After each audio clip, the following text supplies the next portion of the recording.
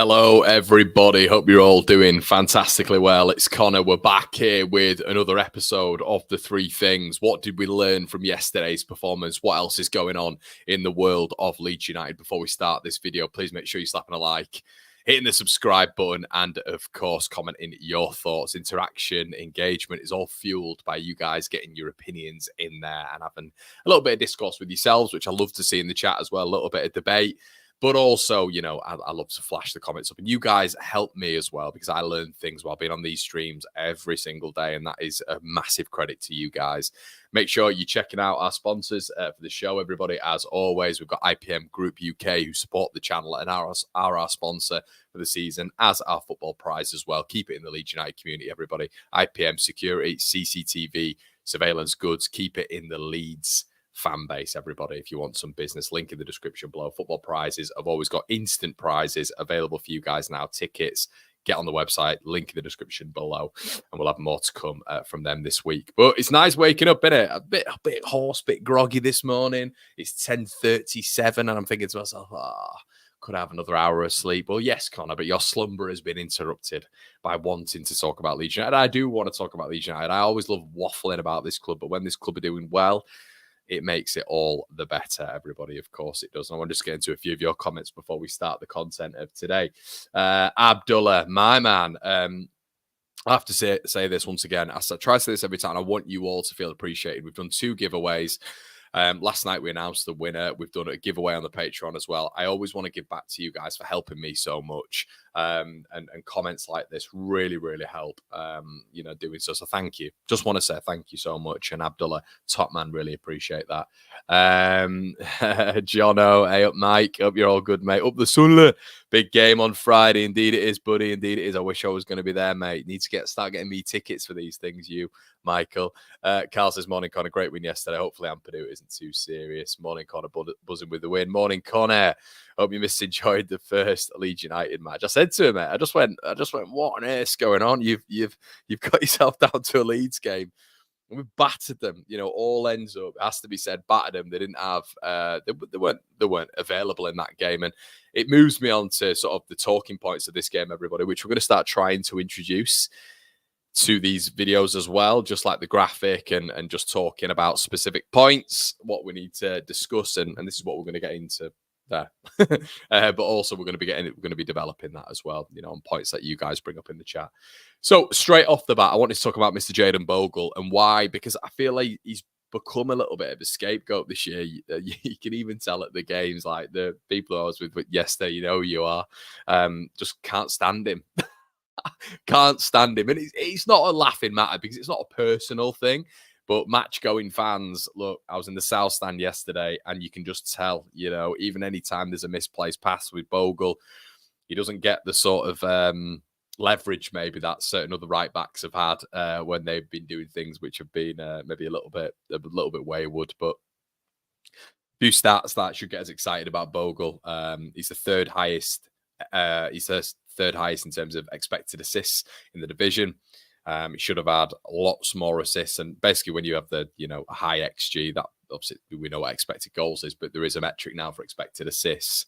So he's the third highest in the division, which essentially means that if our striker or people within that position, attacking midfielders were a little bit more profitable there, Leeds would have had Jayden Bogle on probably 5, 6, 7 assists so far this season. I mentioned at the very beginning of the season that I expect him to get, maybe under Daniel Farke, 15 to 20 goal involvements, 10 to 15 to 20, if it's a good season. But already with him being at Leeds and with him being one of the players of which people are saying maybe, can't defend, he's not been great for us, he should really have had 5 or 6 assists so far this season. I think that's really positive from him. I think it was another brilliant performance yesterday. I think, to be honest, so far this season, I thought Portsmouth was a bit of a black mark on his sheet. I thought West Brom, he was okay. But for me, Sheffield Wednesday, it was his best performance of the season. Cardiff, he was very good. But yesterday, again, he was very good. So I think maybe I want to be one of the ones who really back Jayden. And I've always said, like, from the very beginning with him, that there's a player there, a proper player there. And there's a reason Chris Wilder threw his dummies out the pram when they let him go to Leeds United. You know, he wouldn't have done that if this was a player who can't defend and he's no good. Yesterday, I saw him defending exceptionally well, was aggressive when it came to his man. And I just, I think he's a good player. I think he's decent going forward as well. He's always offering an option, and there's a reason Farke wanted him, and Wilder was upset when they let him go. That's. I think it's always a good metric for football fans. You know, if a fan base is upset with letting him go, and especially a manager, that's normally a good indicator that you've got a player there. You know, 4, 5, 6 million we overspent. We didn't, because he's going to be at the club probably for the next 5, 6 years. You know, you always say when you buy a bit of clothing, don't you, cost per wear? You know, well, you know, cost per play for someone like Jayden Bogle. I think we're going to get more than our money's worth for him. And I'm interested to hear what you guys say on him, because there is a little bit of a split in the fan base with Jayden Bogle. And I have to say, I'm not 100% sure why. Giles in the building. My man, really appreciate it again, mate. Haven't given a super chat for a while. Hope you, here you go, mate. Keep up the terrific work. Onwards to 40k subscribers. Yeah, as Giles says, everyone, I can't believe we're on the way to 40k. I never imagined this would ever become a thing, especially one Leeds. When I left all Leeds TV, I never thought this would become a thing ever. So I'm very, very lucky to be doing this as a full-time job. And you guys, I won't be able to do it without you. So thank you so much, all of you. Also, there's 40% of you who aren't subscribed. What are you doing? Hit that subscribe button. More no-liners in the building. How you, mate? Andrew says, Bogle, excellent game, rewarded by an exquisite pass from Largy. Jay says, I think Bogle is going from strength to strength at the moment. And long may it continue. He needed that goal, though. Connor, you take the misses to a game. Good luck, charm. Good day, Connor. Would love to get to a game sometime and meet you outside the ground from Melbourne, so might be a little while coming. Listening to your waffle while the wife's snoring in the background, match up together. I love seeing that, mate. I love seeing stuff like that, because, unbelievable. Your poor wife. I get that a lot, you know. People go down to the games and they go, Connor, my wife hates you. And I'm like, oh, right, okay. Why? Because honestly, mate, I'll be there in the morning and she's just, and some of you are probably watching this now, your wife's there going, he's right, that's you, John, or that's you, Mark. And he's waffling away. Some guy came up to me yesterday and he goes, Connor, I hear your voice more than I hear my wife's or my kids. I just thought, well, there we go. Well, can you, Joe's in the building here, can you still talk about wanting Gruev out? I don't know what you mean, mate. I don't know what that means. Explain a bit more. And also, I need this guy here, and I'm calling him out. I want you to come tomorrow on the counterpoint with this energy, mate. Because anytime I front you up on the counterpoint, you just agree with me. I need you to front this up, mate. We can have a chat about Gruev. But I thought he was all right yesterday. He was decent. Wasn't that good. Thought Tanaka was better, but I've not got an agenda against Gruev. I haven't got an agenda. But what I will say is the balance was right yesterday. I think the balance was absolutely spot on. So what else are we going to talk about today? So the talking points, we've got Radio Leeds as well. So yeah, I've got a little bit of a gripe now. Tanaka, 29 successful passes in 31. He was unbelievable yesterday. And I saw someone else put it on Twitter, and I was listening to it on the way back, actually, on Radio Leeds. And Catherine Hannah said that he was almost like mediocre, and he was all right. And I do feel sometimes, do you guys agree? Sometimes with Radio Leeds, they've got the favourites. They have got their favourites. And yeah, I guess that could be attributed to myself and others as well. I feel like I'm a little bit more balanced with it, but yeah, I feel like Tanaka was one of the standouts yesterday. And for them to just almost like say and paraphrase that he was mediocre, he was all right. I'm a little bit like, oh, come on. This was like a Gruev or whatever. They'd be saying, oh, he's brilliant. He's what an excellent performance.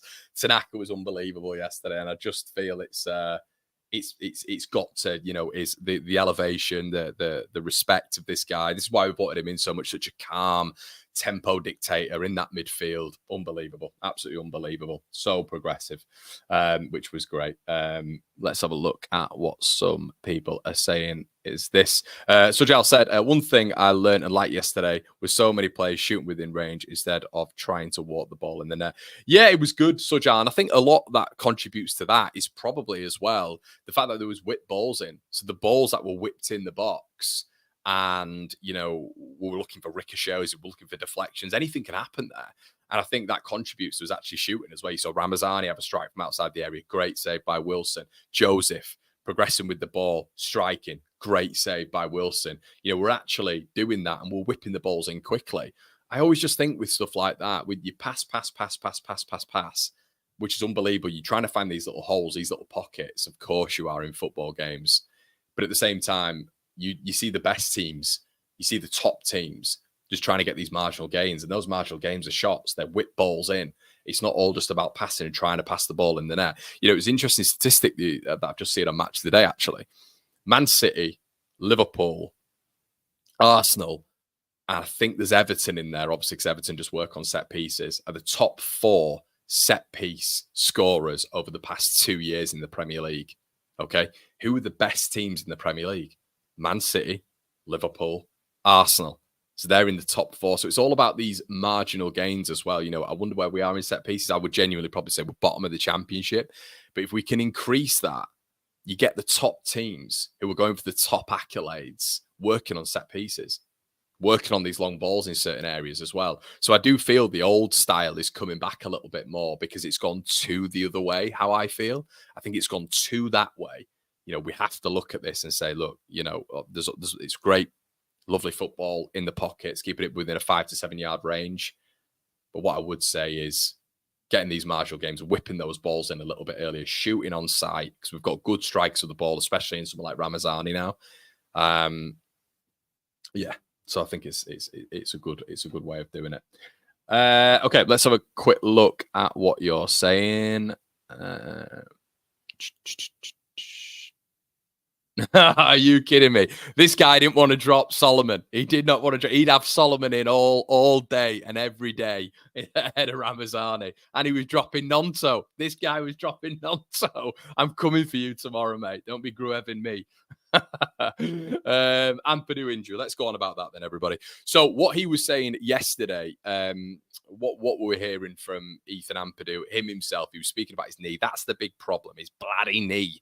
We don't want it to be a knee injury. We've got Norwich Tuesday, which I'm actually quite excited for. We've got 2 really good weeks, 2 good games in a week, of which we're going to speak about at the bottom there. But Ampadu, it looks like there's a knee injury there.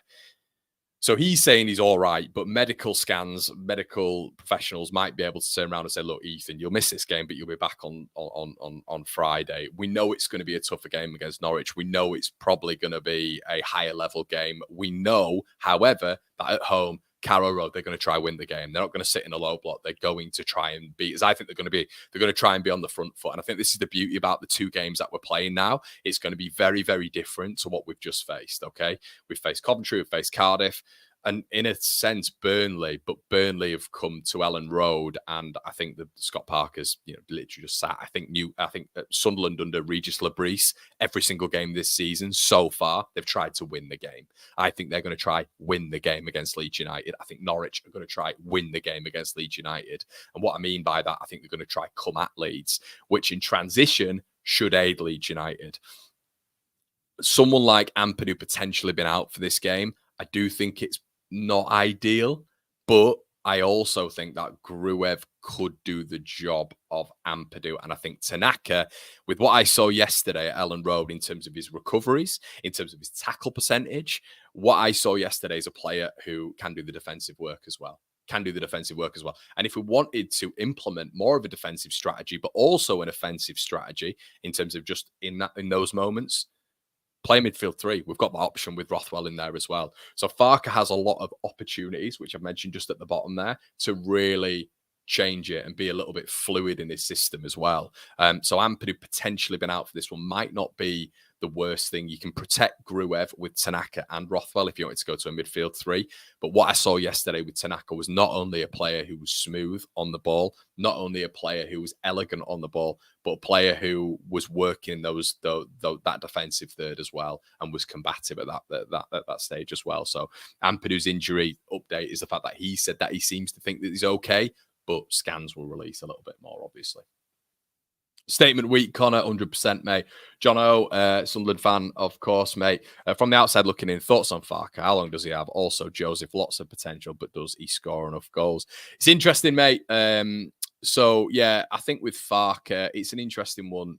I think he's done well now. One loss in 7. You know, we all have gripes about his football. Some don't. I personally do, but I don't really care because he's getting the wins, and that's what you've got to look at right now. If he's getting the wins, we played really well yesterday. We've played well this season. Sheffield Wednesday, Hull City. We've kept, is it 4 out of 5 clean sheets? We're 1 point off top 2. There's a lot of football to be played. We've got depth in our squad. We've got a manager, to be fair to him, who's won it twice on the bounce. I should say twice in consecutively with Norwich City. He feels like he's the man right now. So yeah, we might have our gripes. We might worry about the substitutions. We might do this, that, and the other. But if you're winning again and again and again, what's the point? What's the point in complaining? So yeah, I think we're all pretty good with Farke at the minute. Joseph does everything, mate. Joseph's a top player. And ironically, all of Perot's goals have pretty much come when he's been playing deeper.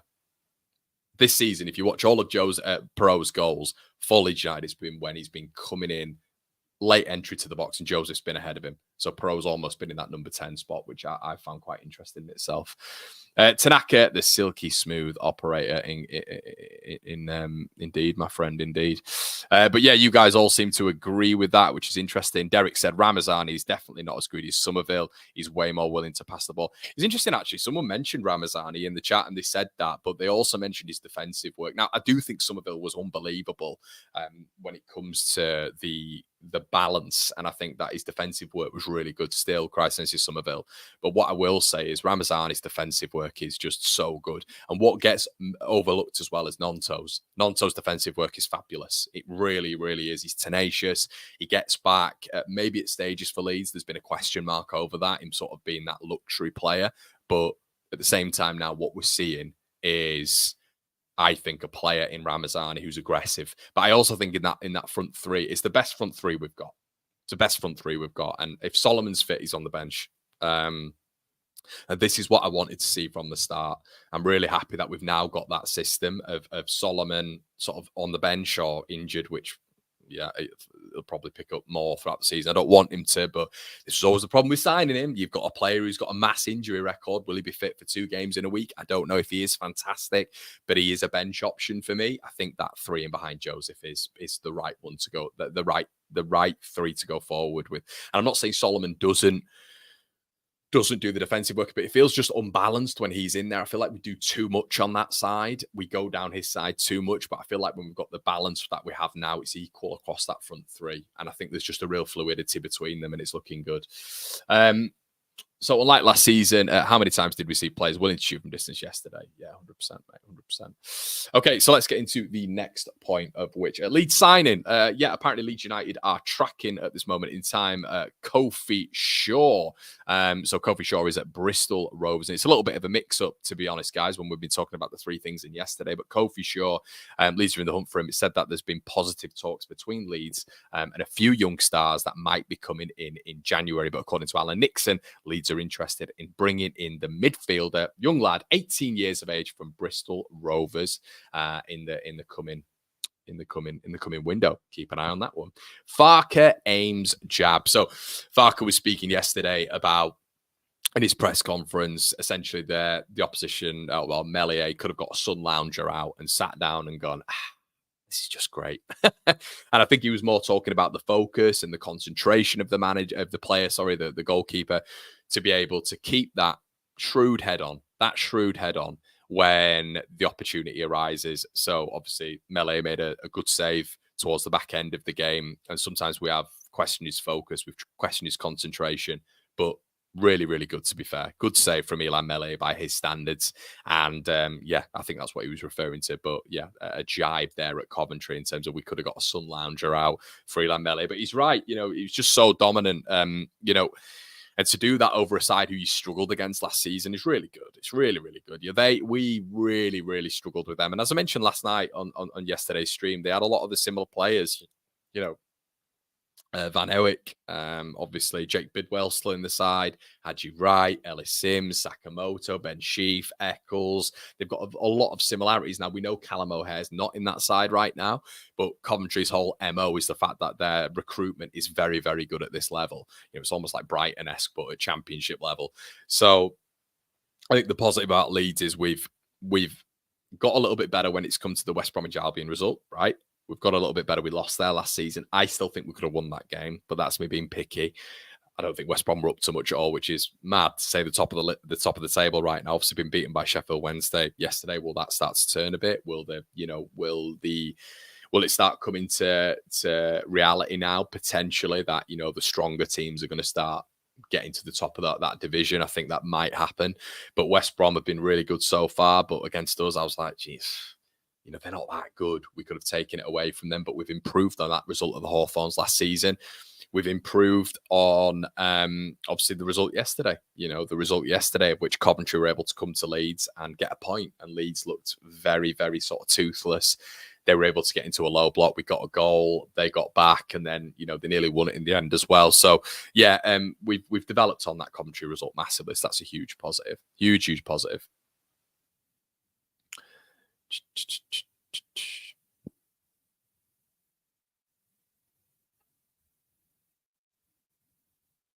Michael says, Connor, you previously mentioned Leeds' record last season, their last 8 matches, and added it to this season. Have you changed that record by saying 1 defeat in 7? Yeah, I have, Michael. Yeah, I've said 1 defeat in 7. 100%. And Michael, a lot of it, mate. You go into this season and you have a few struggles, and you've got to mention those stats. You've got to mention the stats of last season. But I'm fair. You mentioned the stats of this season as well. Of course you do. But we can't get away from that. What happened towards the back end of last season, mate? And it's not to put a negative on this chat, but you've asked the question. Yeah, of course. You take in just the games that have been played, and I think recent form's a big thing. Towards the back end of last season, it wasn't good, but that was a stat. 3 wins in 11 league games. That was the stat, and we completely fell apart towards the back end of last season, even though we got to play a final. But from the position where we're in, where we're so close to Ipswich and Leicester to where we ended up, it wasn't good enough with the squad that we had. But yeah, you've got to mention this season so far. Of course you have. And there's people saying that the games maybe have been a bit easier and the teams have been towards the bottom end of the table. You look at Coventry, you look at Sheffield Wednesday, you look at Hull City, you look at Cardiff, and these are teams at the bottom end of the table. But you've got to beat these teams still. You've got to beat these teams. You've got to beat what's in front of you. And we've done that. What didn't we do last season? We didn't. Your Rotherham's classic example. We didn't do that last season. We struggled against the bottom 6 to get real consistency.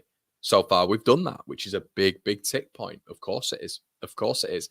And now we've got to prove that we can do it against maybe the better teams, because so far this season, it was quite ironic, isn't it? Because last season we were sort of good against the upper echelon, but we were poor, really, when you look at the overall record against the bottom 6. Now it's kind of like the bottom 6 we've done really well against, but so far this season it's 1 point in 6 against Burnley and West Bromwich Albion. So what we've got to do is carry this on. We've got Sunderland, which will not be an easy game at all on Friday night. But before that, we've got a tricky trip to Carrow Road, who their tails are up at this moment in time. They're doing okay, aren't they? Only 3 points behind Leeds United. So if we come through this week, and this is why I've got opportunities down here on the little scale. Boom. On the scale, opportunities. If we get 4 points out of 6 in this run, if we get 6 points, can we dream? 6 points out of 6. The injuries that we sort of potentially might have, is Rodon going to be fit for this one? Guys, I'm there yesterday and he's moving very gingerly. But Ampadu, is he going to be fit for this one? But that's where you've got to trust your squad, and that's where Farke's got to trust his squad, and he's still got. It'll be interesting how we work around that if Ampadu's out, Rodon's out, and Verba's out, because then you're looking at, well, is Debayo then going to have to come in? But he will, won't he? Debayo will have to come in, and potentially for 2 games as well. So that's the conversation, because what they're not going to do is risk Ampadu, I don't think. We've seen that so far under Farke, that they try not to risk certain individuals, obviously, for injuries. So, yeah. But there's opportunities, real opportunities coming up.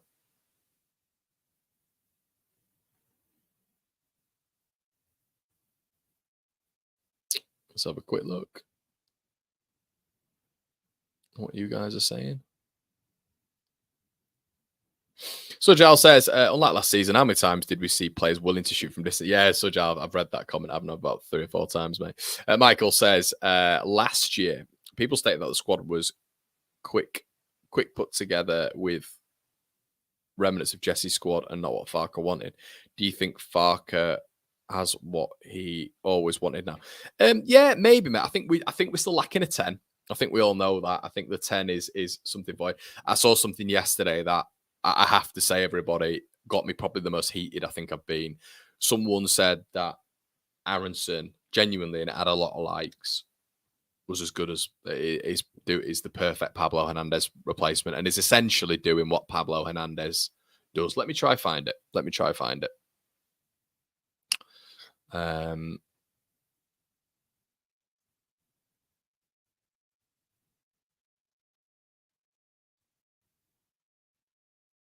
I'm not going to be able to find it now, am I? It's annoying. But yeah, someone was essentially saying that Aronson is Pablo Hernandez. You know, he's the new Pablo Hernandez. Look, guys, let's not go there. All right. Pablo Hernandez is one of the greatest players the Championship has ever seen, if not the greatest in some circles. Pablo Hernandez is just a genius. Look, Aronson's had, and this is what I mean, he's getting carried away. Look, it's good, but Aronson's doing well. He's doing really, really well. Do we need another 10? Would we like a 10? I think Aronson's proving right now that we might not need that. Nonso, in my opinion, is better in the 10 than he is on that right-hand side as well. But Brendan Aronson is not Pablo Hernandez. And let's be real here. So I wish he was. He's a huge claim as well. And it wasn't, Andrew, it wasn't, mate. It wasn't. There was stats to back it up. Genuinely, there was stats to back it up. It was something like Brendan Aronson's start, blah, blah, blah, and then comparing it to Pablo Hernandez's start. And this is what I mean. Like, the amount of out of context things you see on social media is unbelievable. I've seen Phil say, you know, when don't mention that when it comes to Farke's record last season, but you've got to do that, mate. You know, you've got to be fair. And yeah, look, the only record that will stand at the end of the season is Leeds United getting promoted. The only statistic anyone will care about is if we're 1 or 2, not playoffs, 1 or 2. Does he have the squad right now capable of doing that? And he does, and I think that's why he'll be happy. Will says Aronson is starting to win over his critics with hard work and performances. He is, mate. He is. And as I've said several times, I'll always hold my hands up if a player improves, you know? If a player improves, I'm not going to stand on the hill. I have got players who I think are decent, players who I think are not decent. Aronson has proved me wrong at this moment in time. Hands up. And I'll always say, but a player has proven me wrong. Of course I will. I'm not pig-headed and arrogant enough to just say, no, well, I said this, I said that. No, I quite openly said in the Premier League that he wouldn't make it in the Championship. It was going to be too physical for him. And he's proving right now, so far, that he's good enough. I do think that step down has helped Rutter, Somerville, Firpo, Dan James, obviously Joseph right now. But I think it's going to help someone like Brendan Aronson massively. Maybe Farke will have to be a bit pragmatic to choose and could play 3 in the midfield. Yeah, maybe he's going to have to use a rotation, mate. He's going to have to. There's no option really with that. He's going to have to do it. So that's where it's going to test him, really, isn't it? It's where it's going to properly test him, because he has the beautiful thing. He has the options now. As I've said, midfield 3, Tanaka, Rothwell, Gruev. If you want a bit more protection for Gruev there, but Gruev is that defensive player. And yeah, 100%. I think we've got the options to do it right now. Guys, listen, I'm not going to waffle on for too long because I know it gets beyond half an hour and your interest will probably start to wane with me, which is understandable. Make sure you like the video, everybody. Really appreciate it. We'll have bonus bits on the Patreon, as we always do. Go and head on over to the Patreon, guys. We've got exclusive bits as well. We've got articles only for Patreon. Join on there. It's £4 a month. It's nothing. And it all contributes to what you're watching today. 40% of you aren't subscribed. 40%. We're on the way to 40k. Make sure you do so. And if you don't like it, you can always unsubscribe later on. Make sure you turn that notification bell on, everybody, because you will not be alerted when we upload. So make sure you do that for a little bit of retention. Like the video before you leave. Do that for me, everybody. Positive week, positive stuff coming up. Norwich coming up on Tuesday. Sunderland coming up on Friday as well, everybody. We're going to have the debrief on Monday. Make sure you check that out. I'm also going to be putting up a video tomorrow at 10 a.m. It's going to be 10 a.m. throughout the week, everybody. So thank you so much for your ongoing support. It's been an absolute pleasure, everybody. And we will see you on the other side. Cheers.